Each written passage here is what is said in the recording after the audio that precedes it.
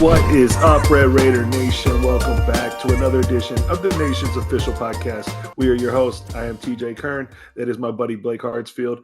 Blake, we did not record last week due to holidays. So, how was Thanksgiving in the Hartsfield household?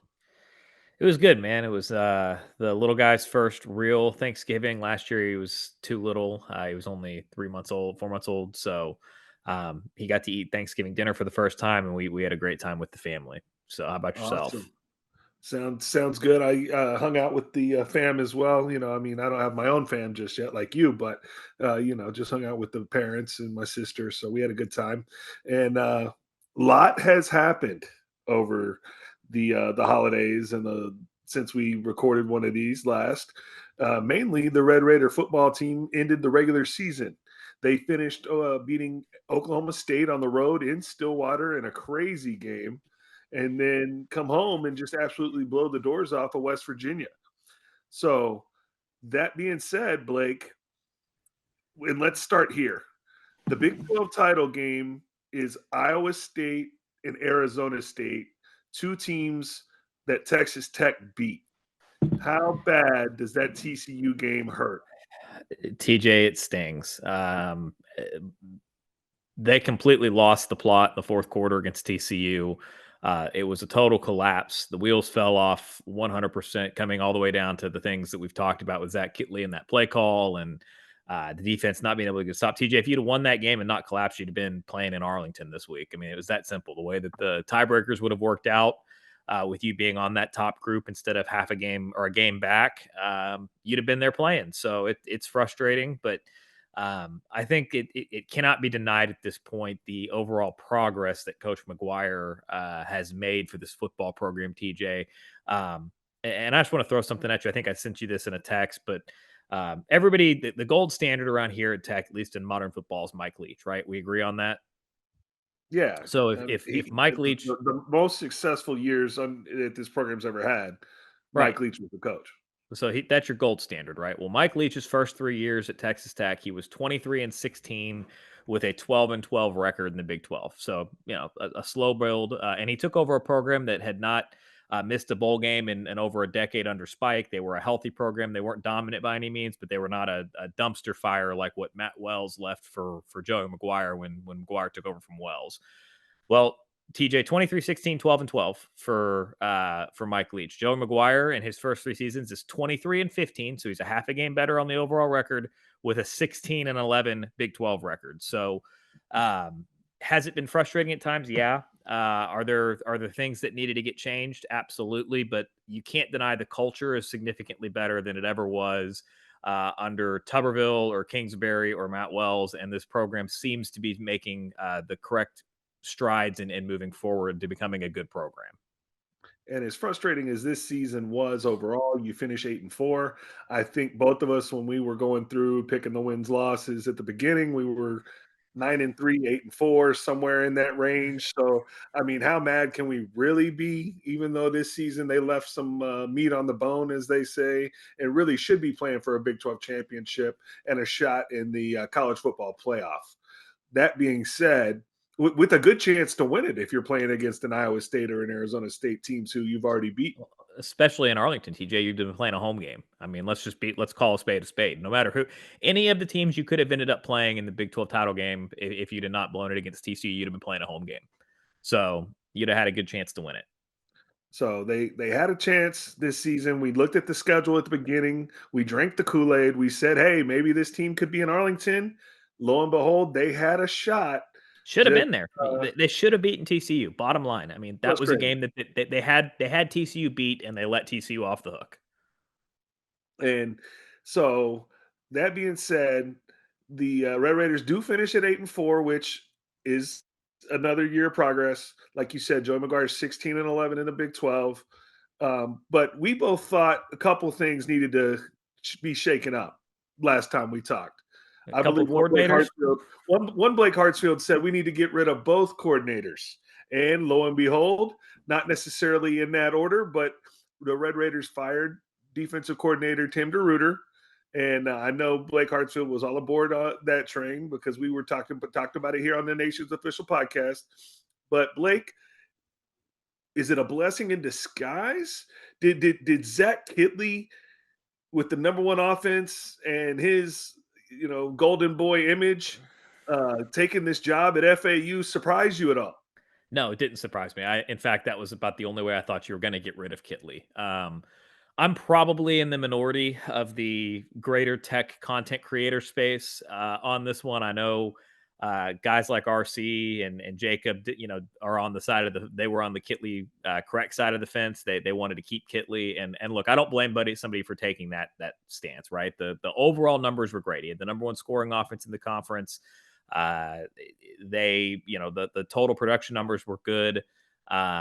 But for me, it was the inability to call a complete game for 4 quarters. They seemed to struggle after their scripted plays for about a quarter. And it was baffling decisions in the red zone and his refusal to run and give it to Taj in different times throughout the year, or just the blatantly bad play call at the end of the TCU game were kind of the nails in the coffin for me. But he does get a head coaching offer as a Group of Five school at FAU, so he's gone. And look, Tim DeRuyter, he needed to go. TJ, the defense was historically bad this year. They were the worst defense in the Big 12. This is year 3 of him as the defensive coordinator. They've yet to field a top 60 defense. So Joe McGuire, makes the right decision on DeRuyter, and like you said, kind of a little bit of a blessing in disguise. I wish Kitley well. This is a Kingsbury situation for me where he doesn't. He's never said an ill word about Tech. He loves the university. Obviously, he's got the connections with his dad here. He wants Tech to do well. I was just ready for a fresh voice and some fresh play calling, and it looks like that's what the Red Raiders are going to get. That they are. And before we get to the next uh, replacements there for both coordinators, um, kind of taking it back a minute here. Have you seen the latest college football playoff rankings by chance? Yeah, I've seen them. TJ, you talking about the Big 12 rankings? How about the Big 12 champion slated to be in 12th? How can the champion from the Big 12 not get one of those buys? I think that's a joke. Your Mark has called out the committee. Coach McGuire has called out the committee. A lot of other Big 12 coaches have called out the committee. There's no logical argument that you can make that Boise has a better record than whoever wins the Big 12. Boise has not beaten anybody. Their best win is UNLV, who they're going to play again this week in their conference championship game. But they're getting rewarded for playing Oregon close early in the year, and that's why they're rated high. TJ, I think the most frustrating thing to me is like you look at the SEC and it's the mental gymnastics that the committee does here to get their rankings right. So on the one hand, that the SEC beats each other up and it's the SEC is such a good conference and it's so deep and there's no bad teams and they start calling these losses quality losses on their resume, right? Like that's a term that I heard the committee toss around for teams like Alabama, South Carolina, Ole Miss. It's quality losses. But then when the Big 12 beats each other up and has parity and it's everybody stinks. It's not that everybody in the league is good or that that it's there's depth in the conferences. The whole league stinks because they're beating each other up. The hypocrisy out of both sides of the mouth doesn't make a whole lot of sense to me. So now you're talking about.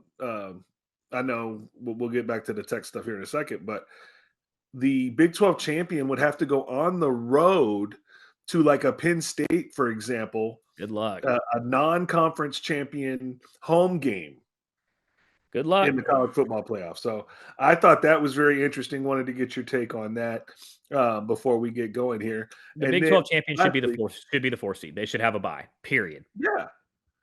And then lastly, before we get into celebrating these new coordinators that we've got, Mike, the story that keeps on giving. He's entered the portal reportedly. Supposedly, they want to keep him. But let's be real. After what happened this year, the first 5-star commitment in Texas Tech history is going to be one and done. And it was a bizarre story all year. We've talked about it on this podcast all year. Their refusal to get him involved, whether it was he's not showing up to meetings or he's not on time or he's not showing up to class. I mean, who knows? He doesn't know the playbook, right? I mean, there's rumors galore, but there's one word that I keep coming back to on this saga, and it is just bizarre. TJ, I just got finished talking about how I think McGuire's the right guy and the progress that he's made, and I 100% believe that. And we're about to talk about these two home run hires at coordinator that he just made, but this Micah Hudson situation is a black mark. This was completely bottled by Tech. You had a guy who is your highest rated recruit ever, and TJ. I think the thing that makes it worse is like during media days and everything from McGuire, we heard, oh, he's going to be an impact player from day one. Well, that wasn't the case, and then to me it was the constant doubling down on of, well, who you going to take off the field to get him on the field. You're not going to take Kelly or Douglas or Eakin off the field. I'm sorry, that's what you pay your offensive coordinator to do. I expect him to be creative enough to find 15 to 20 snaps a game for Micah. I'm not out here parading, and the fan base wasn't out here parading for every snap, right? But take 2 or 3 snaps away from Kelly and give them to Micah. Take 4 or 5 snaps from Douglas and Eakin. Maybe instead of having a tight end every play, we go 4 wide, for 5 or 6 snaps. Maybe on third and longs when it's very clear we have to throw, we go 5 wide and we find Pat, and there's your 15 to 20 plays, but they just refused to put him on the field. And there was zero creativity, and I don't blame him one bit. And TJ, I think it hurts your opportunity to potentially sign additional big time recruits because they're like, well, if they're going to do that to him, why would I go there and not play for a year or two?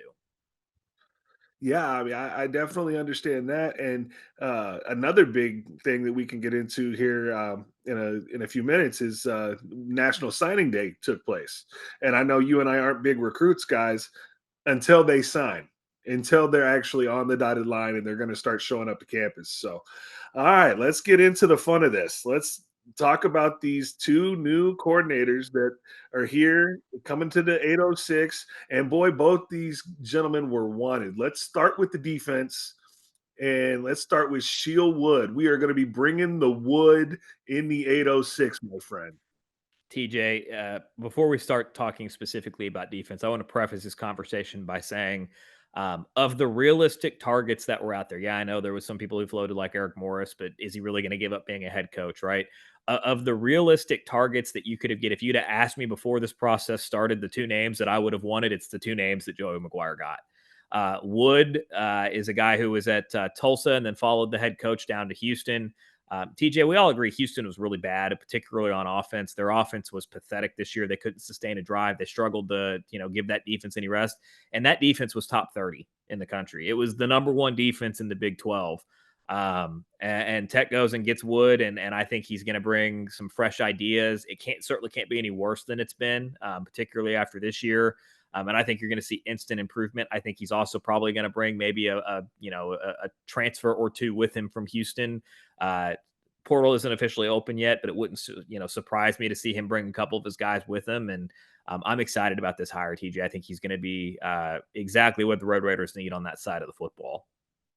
Somebody that is hungry and it has a track record here over the last several years of putting out high profile defenses at different spots. And Blake, the University of Houston just came out and said, sorry, it's about finances. We got money Did, with. you saw the clip from the coach, I assume? Yeah. First off, if you haven't seen this, to the Tech fans out there, go look up this Houston coach's press conference after the guy ended up at Tech, and he basically said, they wanted Wood to stay, but it came down to money, and he wished him the best. And then some reporter clarified and asked him specifically, so U of H couldn't match the number, and the coach looked really frustrated and said, "Well, we have a budget." And it did come down to money. And he paused and he looked at the camera and he goes, Tech seems to have more resources than we do right now. So that happened. And then about 2 hours later, their number one beat writer came out and said that they were out of the running for the offensive coordinator that Tech ended up hiring. So got outbid twice in one day. It was a tough day for Houston on Wednesday, I believe. So Definitely a tough day. And another big thing, we were talking about Shield Wood coming to town and being the new defensive coordinator. Jacob Rodriguez announces today that he will be back. Your first team all Big 12 linebacker will return as the leader of the getting the defense Taj Brooks, he's getting the Taj Brooks deal is what he's getting. So definitely. So you got your leader coming back and got a new coordinator in house ready to bring the wood in Shield Wood here. I'm very excited about that. he Um, blitzes a lot, TJ. So get used to an aggressive attacking defense, and I'm excited to see what he's going to do. I'm definitely excited about that. And then let's talk about offense. We wanted to see the Texas Tech uh, air raid, if you will, the fast up pace tempo, and I know Eric Morris was floated out there, right? The Grand Slam hire maybe is And it leaving would North have been. Texas and coming home. It would have been, but I just don't think it was ever super realistic, right?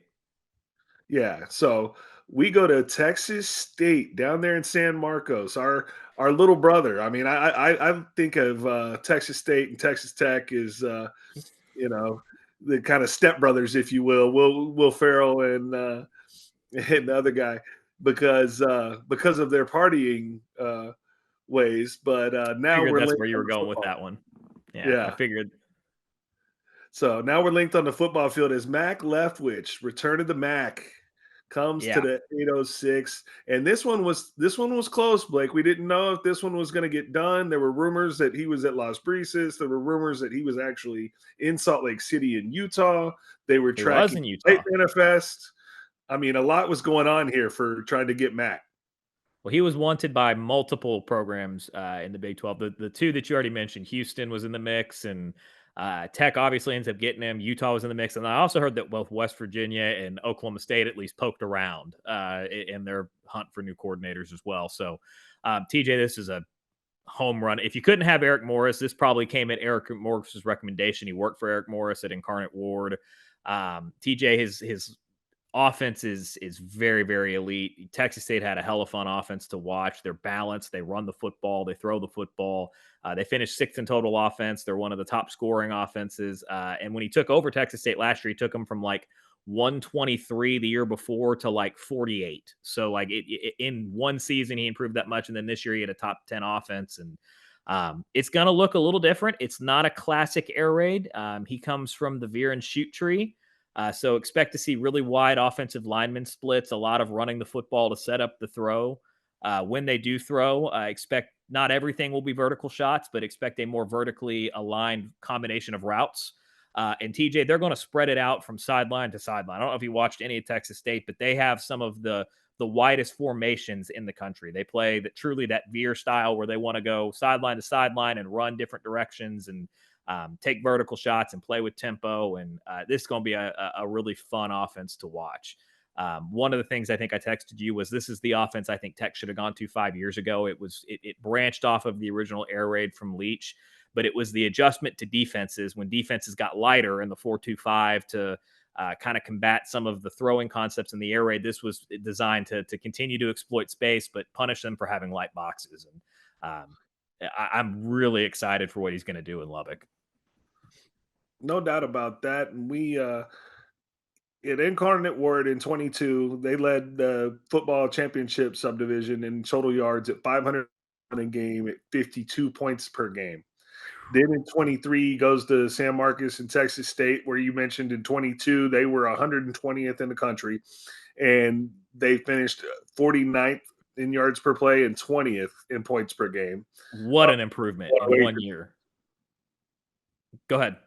Yeah, and then lastly, last year they finished in sixth in points per game in the country and 12th yards per play. So, I mean, drastic improvement year over year. And man, I couldn't be more excited to have him in the 806 coming through to call plays, Baron Morton and company. And we've got some receivers coming as we can kind of talk pivot into National Signing Day here in just a second. But boy, I'm looking forward to this, and I know you've been on Twitter as well. I know you've seen a few things about drinking. You actually sent it to me. The Usher, the watch this. Right, we're not drinking the Kool Aid again. We both slammed our Joey got us. and we're not going to drink the Kool Aid again for Texas Tech in the offseason. And then it's got the meme of Usher going, "Watch this." Yeah, Joey. Joey's a great hype man, and look, he hit 2 home run hires. TJ, I'm super excited about the defense, but maybe even more excited about running this new variation of the air raid. Like I said, he's from the veer and shoot tree, but he loves to play with tempo, TJ. And if you look at the last 2 games when Barron has really excelled, and just throughout Barron's career is when they play with tempo, Barron is a tempo quarterback. He does great when we play up speed and we're moving fast and I just think this is a match made in heaven going to next year. And the other thing that's encouraging, TJ, is you look at the 2 years at Texas State. Last year, he had a pocket passer at quarterback. And in that first year, they made that drastic improvement.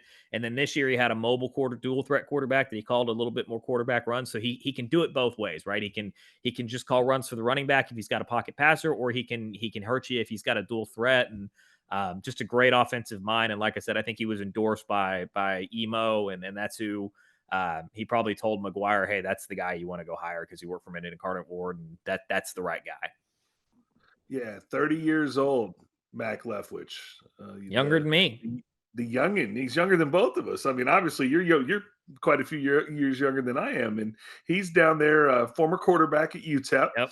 played with Aaron Jones Yep. of the Minnesota Vikings at UTEP. So, guy used to sling it around a little bit, and now his teams are used to slinging it around the yard. So, welcome, Coach Wood and Coach Leftwich, to Red Raider Nation. We're excited to have you here. And Blake, National Signing Day was yesterday, and I know the Red Raiders were able to flip a couple of big time recruits. Got a couple 4 stars, receivers that were committed already. A couple guys from Lubbock, actually. One from Friendship and one from, I believe, Lubbock Cooper, maybe. I'll check that here in a second. But Michael Deaver is the other guy I was. Um, and everybody that's worried about Micah leaving, look, this is Texas Tech. If there's one thing we can do, it's we can catch the football.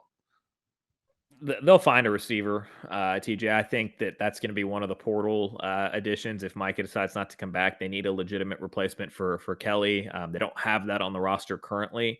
Um, they've talked about wanting to take between 10 and 12 portal guys. I think all of those are going to be starter quality players. I think they're going to go for probably 2 offensive linemen, 2 or 3 defensive linemen, a corner, a safety, a running back and a receiver. So that they're going to go it for high impact roles.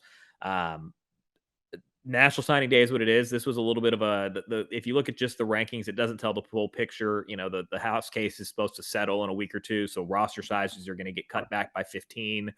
They never intended to take a big high school class this year because they've done so well the last 2 years. They expect those guys to be playing, so they didn't think a lot of the guys from this year's class would make impacts immediately. So they went light on high school and heavier on transfers. But the guy that I was the most excited about the flip, TJ, was Cardi, the offensive lineman from Prosper who played with Ellis. Last year there's 3 other offensive line prospects from Prosper next year's class that are all like top 150 players. So it's becoming kind of a little offensive line factory to get a second one, another 4-star guy that's going to help with those next 3. So I'm all about improving in the trenches. I've said that multiple times this year on this podcast, is that that's Tech, where Tech needs to invest all their resources in the portal, and everything else is winning up front on both sides of the football. Absolutely, and good start there. I did see the Prosper buddies tweet out, Huge together. flip. Hey, Huge yeah. flip. So that's got to be awesome for both Do you those see guys. that kid's offer list, by the way, TJ? Have you looked at it on 247? No, Oh, it is any and everybody in college football, right? I mean, A&M, Texas, Oklahoma, Oregon, Ohio State, LSU. I mean, everybody offered this kid, and it's a big pickup for McGuire. A huge win on NSD. and then before we get to basketball here, I know I'm going to let you vent a little bit. How does Taj Brooks not end up on the Big 12 uh, first team? It's embarrassing, TJ. It's just more nonsense from the conference. McGuire had a great zinger today on Twitter. He tweeted out the first and second team announcement, and then he quoted that tweet and then posted a graphic that showed the all-time leading rushing list in the Big 12 with Taj in third, I believe. And the fact that he's not on the first team, and they took 2 running backs, right? It's not like they just took one, but they took Scattaboo, and then they took the kid from UCF, and UCF. it's embarrassing. I mean, there's just no other way to put it. Taj is 100% a first teamer. He's arguably a first team All American running back, right, along with Gene T. That should probably be the 2 guys that end up getting it. So just embarrassing from the conference. Definitely, and I just don't understand that from you're an 8-14, your best player totes the rock over 30 times a game. and can't get on the first team. So we're just gonna More stick more him in. yard. He had more carries than Scadaboo, more yards than Scadaboo, more touchdowns than Scadaboo, better yards per carry. I mean, like, there's no other argument other than Arizona State's in the conference championship, and you're not, but we beat Arizona. Like, it's embarrassing that Taj isn't one of those two running backs. And lastly, on the coaching front, a familiar face is coming to town. I don't know if you saw this, but Coach McGuire's son is going to be joining the staff. I don't know if you have any kind of thoughts on that. I know we're not big No, on uh, he'll be a what's position the word, coach. nepotism. Yeah, well, I mean, it'll be a position coach. I don't love it, but I kind of expected it. He wasn't going to let his son not have a job coaching. So um, maybe a position coach like receivers or running backs or something. Maybe if the new offensive coordinator wants to bring in his own position coaches, then maybe they make him an offensive consultant. I mean, who knows? But nothing really to say about it. It is what it is. Gotcha. And we are here, TJ and Blake, on the Nation's official podcast. We've gone over a lot of football stuff here on the episode Lots to today. talk about. A lot of good things and interesting things going on in Red Raider Nation. So, I mean, we appreciate that here before bowl season. And now let's shift it over to the basketball team who got a big win last night at home versus DePaul. I know you were really wanting to see this team play, Blake. They got off to a fantastic start, then kind of let off the gas a little bit and got caught in a basketball game there for a little while. And but Good the, form, the builds big thing to character. me was how they came out of the locker room and just put them away in the second half. Great win, solid from start to finish. Yeah, they let them back in the game a little bit, but I thought it was did them some good to play a little bit of competitive basketball there for a while. It's a win they really needed, TJ. Coming into that game last night, really their only signature win in non-conference was the Syracuse game, and you didn't want to go into the A&M game on Sunday with another loss and really putting a lot of pressure on yourself for resume purposes. So it should be a fun one on Sunday against the Aggies. I think the Red Raiders are good. They did this without JT Toppin last night. What I heard and saw was that he probably could have played, but they held him out to be cautious with an ankle. Likely to play Sunday is what I saw, but nothing's guaranteed until he suits up. But I think you're going to need him against the Aggies, and it's an opportunity to go get a quality quad one win because it'll be a neutral site game against a team that's going to finish in the top 60. So um, this is something this is a game you need to win. If you this game could move you a full seed line in March when they start scrubbing resumes. And I hate to put that much pressure on this game, but that's just the reality of how when they start scrubbing teams from the 3 to the 7 line, right? And a lot of these resumes are pretty similar. Who'd you beat and where'd you beat them? And this could be a good quad one win to kind of put as a feather to put in your cap and get ready to roll into conference play here soon. Yeah, I know we're pumped about that. And What's real your quick, take on the team as a whole so far? yes, very entertaining. I like the style of play. I like the athleticism. My guy Chance McMillan stepped into the Balling starting out. lineup and has played very well. Very excited about him, as well as JT Toppin, and of course D5 doing his thing as one of the most reliable guys in the conference, Best scoring player on three the team. levels, defense. I mean, passing, you name it. D5 is consistent as it gets. So, I mean, I believe they said he's shooting like 93% from the free throw line. I mean, it's crazy. But oh, I've already called him on this show. Christian Anderson is one of my biggest takeaways so far this season. He's been His really ability to refreshing. shoot the ball and his he's not gun shy. He's going to let that baby fly, and he doesn't care. He's going to catch and shoot. He'll pull up. I mean, you name it. I mean, I'm a big fan of Christian Anderson. He can play, TJ. He's been probably the biggest surprise on this team. They seem deeper than last year, even with all the Devin Cambridge nonsense that's kind of shaken down this week, and sounds like he's officially left the team. So, from what I have heard, is he was unhappy with his role and playtime, and Yahalo was getting healthy, and they kind of want to play him too because he's got a unique skill set. He's a little bigger than Cambridge, so. I really like this team, TJ. I like that they seem balanced. They seem versatile.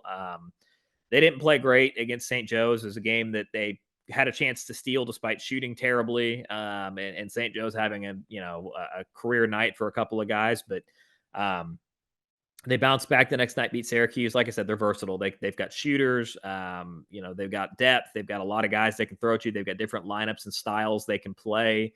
JT Toppin is a beast. He's definitely the best big we've had here since probably Bryson Williams, and he's very different from Bryson Williams.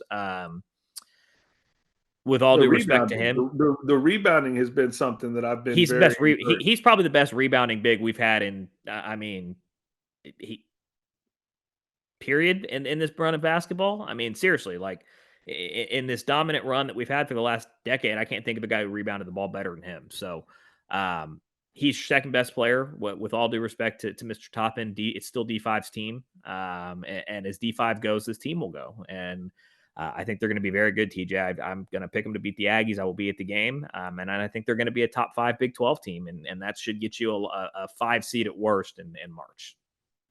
Yeah, we're definitely looking forward to that here on the nation's official podcast. And how about old Red Raider Pop Isaac sticking it to the Kansas Jayhawks yet again?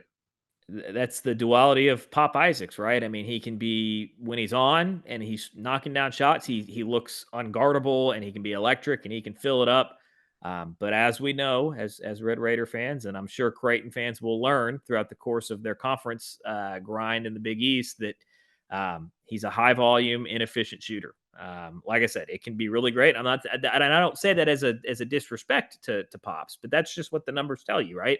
He's a high volume, fairly inefficient shooter, but when he's got it going, he can look great. But he can also shoot you right out of a basketball game. But he did stick it to Kansas. Yeah, something he's done on multiple occasions in his career. And Yeah, then, man, the one guy that I can't figure out so far, talking hoops here on the nation's official podcast, is what exactly are we going to get out of your guy Elijah Hawkins? it's a good question, TJ. I did pick him before the season as one of my guys. I still stand by that pick. I think he's going to be a very good point guard for this team. Um, I can't really explain why he hasn't been more consistent. He did have a good game last night. I thought he played very well against DePaul. And maybe given that he's a true floor general, TJ, maybe it took him 7, 8, 9 games of playing with these guys at full speed to kind of figure out the flow and how he wanted to distribute the possession. I don't know, but um, I was encouraged by how he played last night, and I do still expect him to be a very good point guard for this team and kind of a leader on the floor and floor general, if you will, to get them into the right sets. One thing I do like that they're doing on offense, TJ, this year compared to last year, and McCaslin talked about this, but they're hunting mismatches for D5. I mean, if they can get him on a smaller guard that he can bully with his size, they're posting him up, and then if they can get him on a bigger guy where he can, get him out on the wing and take him on the bounce, like I love because he is a unique player. He's got a unique game, and I think that finding mismatches and hunting those for him is a good thing for this offense. Yeah, I'm totally on board with that here on the nation's official podcast. Talking a little hoops with my guy Blake, and he's going to be in the house in Fort Worth in Dickies Arena watching Tech take on the Aggies this weekend. Blake, we obviously aren't playing this weekend in football. Any word on where you're thinking we're going to end up bowl wise? Flip a coin, TJ. I mean, it just who knows what these bowls are going to do. There's such a cluster with the Big 12 in the standings. I mean, we ended up tied with TCU, K State, Baylor, all with the same record, right? And so obviously we lost to TCU and Baylor, but just because, and we've seen it in years past, just because of how you finish, doesn't mean that's the order that they get picked anymore. A lot of times they pick teams that they think can get to the stadium and fill it up. So I have no idea where they're going to go. It could be one of 4 or 5 bowls. Selfishly, I would love for them to play in the what is it, the Armed Services Bowl or whatever it is in Fort Fort Worth Worth? against. Yeah, I mean, selfishly, I would love for it to be in Fort Worth just because like that's a really easy game for me to get to. And I would not be opposed to that. I saw them in one mock against Navy. I feel a little bit bad about beating up on a service academy, but if that means playing in Fort Worth, then I'm all for it. All right. Well, we'll find out after this round of weekend's games. As soon as the bowls are announced, we'll have another show and we'll talk about it and break it down and do what we do here on the nation's official podcast. Got But an Blake, Aggie this game to was a lot talk of about fun. next week. Do what? Said we got an Aggie game to talk about next week. Always Oh love yeah, playing the Aggies. definitely. And We're gonna pop on here and definitely we're turning the page onto hoops, which gets look, you and me really this is a excited. double header on Sunday, TJ. So it's an SEC Big 12. It's triple header actually. I think TCU women's team, who's very good, plays the third game of the night. But the first two games are a double header. SEC Big 12. We played the Aggies, and TCU, I believe, plays Vanderbilt. To Tech fans that are watching this that are going to go to the game, don't be dumb here. Root for TCU, right? Swallow your pride. Root for the Big 12, and hope that they'll turn around and do the same for you against the Aggies, because that's going to be a more balanced crowd. I still think there will be, of the three schools, I think Tech will put the most butts in the seats, just given the excitement for our basketball program. But root for the Big 12. Don't root against TCU because you don't like them, quote unquote. Root it for them against an SEC team. Just do it. Just do it, huh? The Nike, we're gonna root Look, for TCU as TJ, much as it pains you've us. heard me talk about this in this podcast before. My expression in the past was root for Want the everybody in the conference to do conference. well. Well, root for everybody in the conference, not named Texas. Well, Texas is no longer in the conference, right? So root for the Big 12 in football bowl games, in basketball non-conference games, football non-conference. Root for the Big 12 to do well when they Yeah, play 'cause other power you want that conferences. strength of schedule to be, as Absolutely. It good as helps you the net can. rankings. It helps everything for the conference's perception. Like, you should want the Big 12 to succeed whenever they go up in football or basketball against the Big 10 or the SEC or the ACC. Like, root for the conference. I definitely agree with that here on the Nation's official podcast. And Blake, how do we get out of here, man? Wreck 'em. Wreck 'em. We appreciate you guys tuning in, and we will talk to you guys next time right here on the Nation's official podcast.